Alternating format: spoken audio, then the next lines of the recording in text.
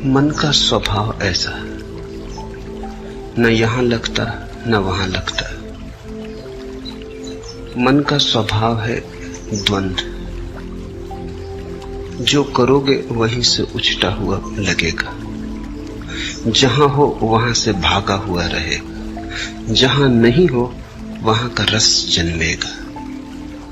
जो मिला व्यर्थ हो जाता, जो नहीं मिला वे दूर के ढोल बड़े सुहावने लगते। मन के स्वभाव को समझो। न तो ध्यान काम आता न भजन काम आता, मन के स्वभाव को समझना काम आता। मन की ये प्रक्रिया है। पद मिल जाए तो असंतुष्ट, पद न मिले तो असंतुष्ट। कुछ दिन ध्यान में जी लगता है, फिर कुछ दिन पूजा और भजन चलता है, लेकिन एकाग्रता कहीं भी नहीं होती। अपनी इस स्थिति से परेशान हूं, कृपा कर मुझे साथ दे।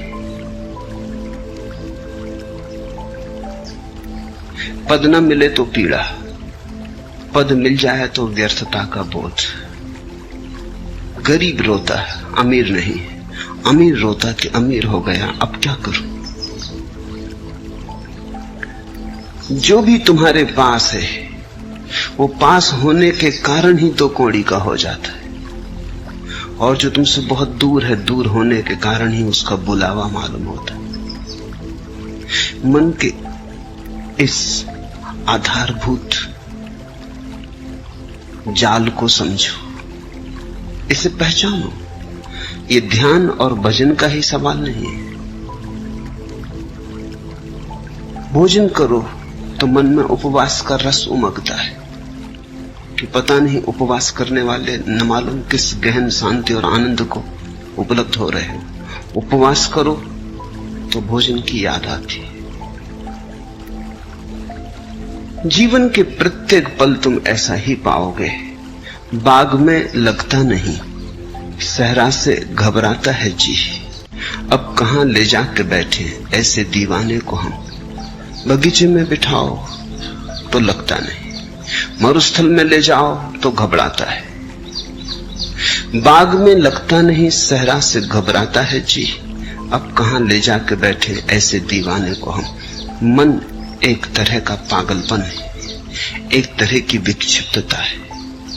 मन से मुक्त होना ही मुक्ति है, मन के पार होना ही स्वस्थ होना है। तो पहली तो बात, मन के इस स्वभाव को समझने की कोशिश करो। अक्सर लोग समझने की कम कोशिश करते हैं, छुटकारा पाने की ज्यादा कोशिश करते हैं, और छुटकारा बिना समझे कभी नहीं है। तो तुम्हारी आकांक्षा यह होती कैसे झंझट मिटे, लेकिन बिना समझे झंझट मिटी ही नहीं। ना समझी में झंझट है, तो तुम चाहते हो कैसे इस मन से छुटकारा हो, लेकिन पहले इसे पहचानो तो, इससे दोस्ती तो साथ हो, इससे परिचय तो बनाओ, इसके कोने कांतर तो खोजो, दिया तो जलाओ कि इसके सारे स्वभाव को तुम ठीक से देख लो। उस देखने में, उस दर्शन में, उस साक्षी भाव में ही तुम पाओगे विजय की यात्रा पूरी होने लगी। जिस दिन कोई मन को पूरा समझ लेता, उसी दिन मन विसर्जित हो जाता। जैसे सूरज के उगने पर ओसकण तिरोहित हो जाते, ऐसे ही बोध के जगने पर मन तिरोहित हो जाता। जैसे दिए के जलने पर अंधेरा नहीं पाया जाता, ऐसे समझ के, प्रज्ञा के दिए के जलने पर मन नहीं पाया जाता। तो मन से लड़ो मत। पहली बात, लड़ने का अर्थ ही ना समझिए। लड़के कभी कोई जीता? तुमने यही सुना है कि जो लड़े वो जीते। मैं तुमसे कहता हूं, लड़के कोई कभी जीता? समझ की जीत होती। लड़ने वाले तो ना समझे। लड़ोगे किससे? छायाओं से लड़ रहे हो। जैसे कोई अपनी छाया से लड़ने लगे, खींच ले तलवार, करने का लगे हमला। परिणाम क्या होगा? छाया कटेगी। परिणाम यही होगा, खुद ही थकेगा। और डर है कि छाया से लड़ने में कहीं अपने हाथ पैर न काट ले। क्रोध में उबाल में पागल ना हो उठे। कहीं ऐसी घड़ी ना आ जाए कि विक्षिता में अपने को ही काट ले। अक्सर मन के साथ लड़ने वाले ऐसी ही स्थिति में पड़ जाते। मन तुम्हारा है, तुम्हारी छाया है नहीं, बस छाया जैसा है। रोशनी बढ़ाओ, थोड़े जाग के मन को समझो। जब ध्यान करो मन कहे भजन में, तो जरा जाग के देखो, एक तरफ खड़े होकर देखो कि मन क्या कह रहा है। जब भजन करो और मन कहे ध्यान लगाओ, तब जाग के देखो कि मन क्या कह रहा है। इसकी चालबाजियां पहचानो, इसकी कूटनीति पहचानो। मन बड़ा राजनीतिज्ञ है। लिया वहां भी नहीं लगा तो अब ये तो समझो कि मन कहीं लगेगा ही नहीं। मन का लगना धर्म नहीं, ना लगना मन की आदत है। कहीं लगता नहीं, जो नहीं लगता वही मन है।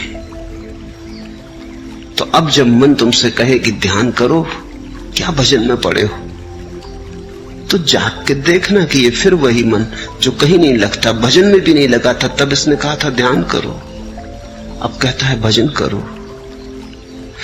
पहले कहा संसार में उलझे रहो, फिर कहा संन्यास ले लो। अब संन्यास में भी नहीं लगता, कहता है संसार में लौट चलो। इस मन को जरा देखना। कुछ करने की बात नहीं है, सिर्फ शांत भाव से देखना। तुम्हारे देखने में ही तुम पाओगे मन गिरने लगा, तुम पर उसकी पकड़ जाने लगी। गया वो दिन व्यर्थ ही बीते जो बिना डूबे बीते। जब रस धारणा बही तो तुम जिए न जिए बराबर। रस विमुग्धता में ही जीवन है। तो पहली तो बात, जो कर रहे हो, तुमसे नहीं कहता कि जल्दी बदलने में लग जाना, क्योंकि हो सकता है तुम अपना काम भी बदल लो और रस ना आए, क्योंकि रस आने की तुम्हारी आदत ही ना रही हो, तुमने रस बनाने की बात ही ना बनाई हो। तो पहले तो जो कर रहे हो उसमें रस लेने की कोशिश करना। 100 में 50 मौके तो ऐसे हैं कि तुम उसी में रस ले पाओगे। रस लेते ही एकाग्रता हो जाएगी। देखा स्कूल में छोटे बच्चे पढ़ते, बाहर चिड़िया गुनगुनाने लगी गीत, बच्चा एकटक होकर सुनने लगता है। शिक्षक डंडा पीटता है,